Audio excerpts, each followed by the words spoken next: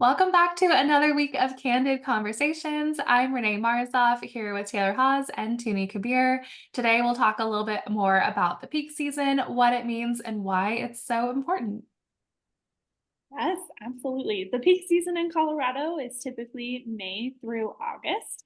Naturally, more people move that time of year because the weather is better, school's out, there's more flexibility in schedules.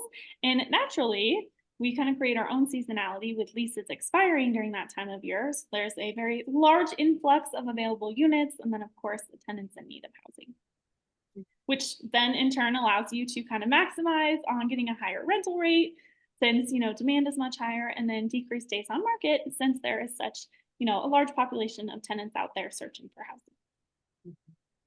Yes, we also see the peak season beginning around early May, and it begins to cool down in early August. After mid-August, we typically see a shift to longer times on market, and very soon after, lower rental rates will also come into play.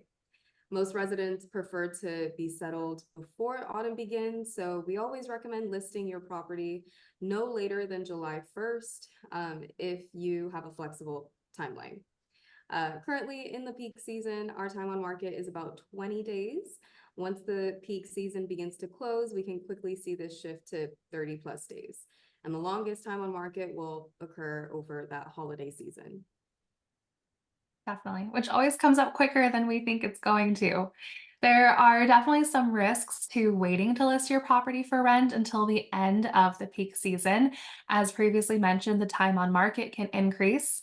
Properties that are on the market for longer periods of time will also become more of a stale listing, which further reduces the rentability of the property as well, as people start to wonder why it's still on the market.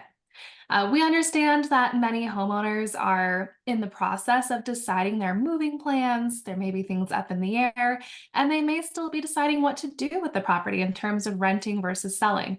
The bad news is that the clock is ticking, especially this time of year. But the great news is that there's no better time to rent than right now.